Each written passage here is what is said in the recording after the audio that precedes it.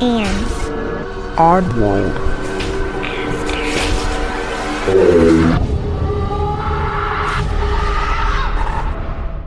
Hey oddballs, I'm your host Jensen, and welcome to episode 100. Yay, I've made it to 100, and honestly, this podcast's birthday is coming up in July, and then October follows that shortly after, and I've got big things planned for that. I didn't plan 100, but I sure do have the birthday and October planned. So, you know what? I'm just going to say thank you for listening. I'm so grateful for all of you who listen to me. And yeah, I'm not going to get too cheesy with it, but I am also going to say happy birthday to you May 29th babies. We're going to learn about you from the birthday book today. So here we go. Happy birthday. Others are drawn to May 29th people, attracted by their kindness, endearing charm, and infectious joie de vivre.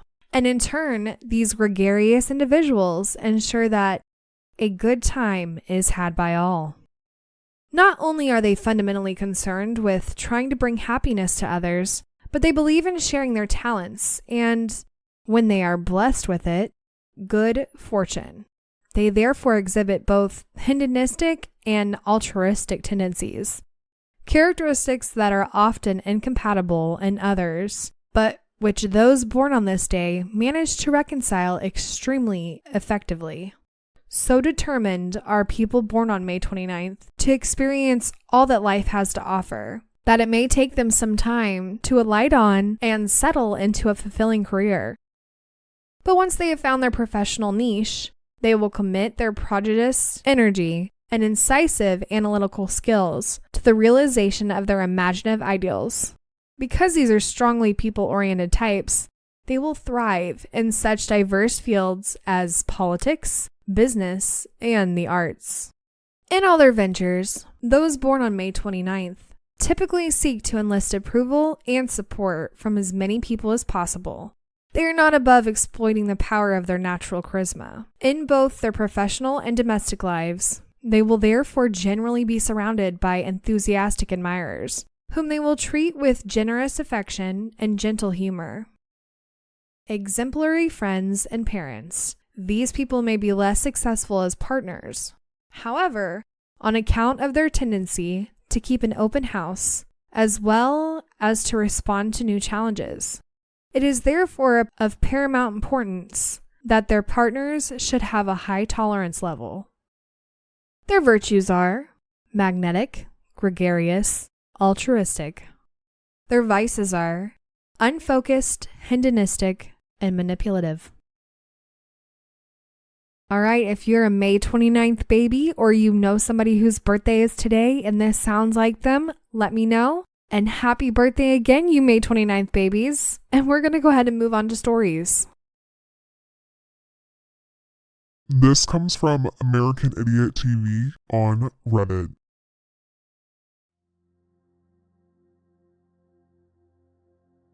I was just talking to my uncle, who is a retired sailor, and he told me a story that I felt was perfect for this subreddit.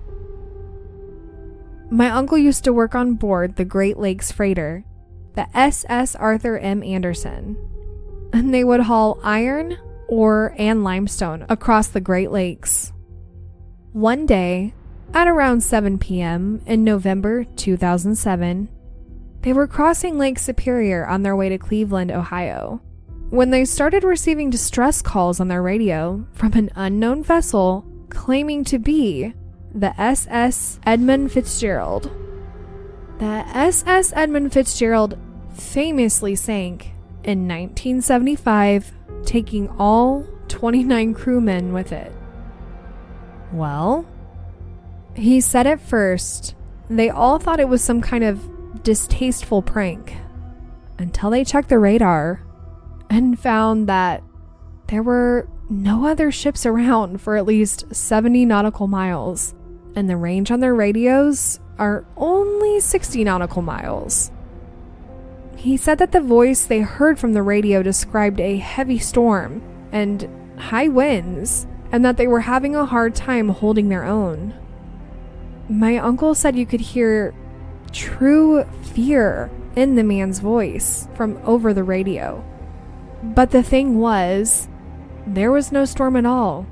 In fact, the water was calm and the night was clear. At around 8 p.m., my uncle described, the distress calls on the radio came to an abrupt stop, leaving the whole room in a terrifying silence. The radio stayed quiet for the rest of the night. Nobody was able to sleep that night, haunted by what they had witnessed.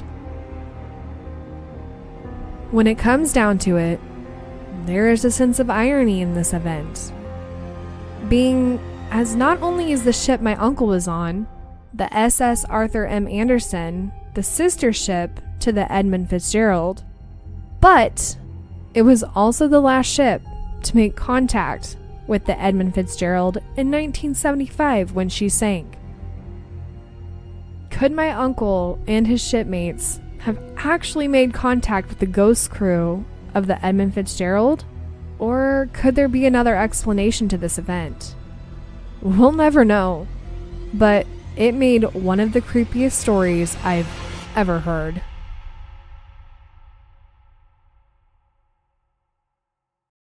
Okay, if this didn't freak you out enough, this person's uncle experienced this in November. I did some quick research, and the Edmund Fitzgerald went down in November. Coincidence? I think not. And the fact that this person's uncle was on the sister ship of the Edmund Fitzgerald, that was also the last ship that had contact before all these poor people died.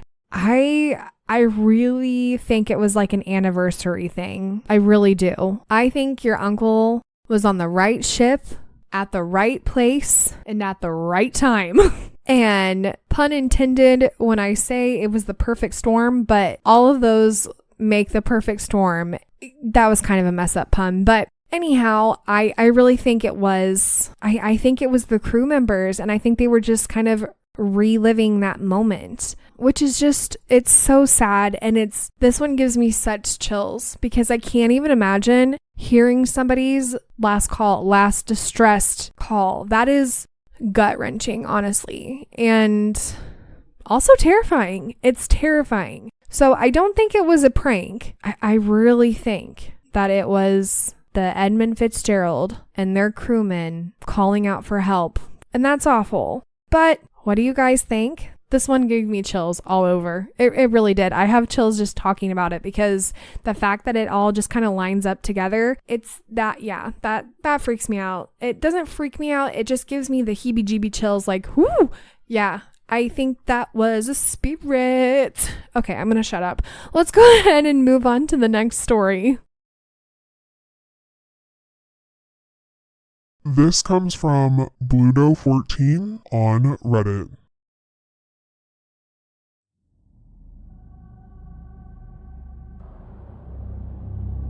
Believe it or not, my aunt swears she saw a mermaid when she was young. She always tells this story, and I would like to share it with you.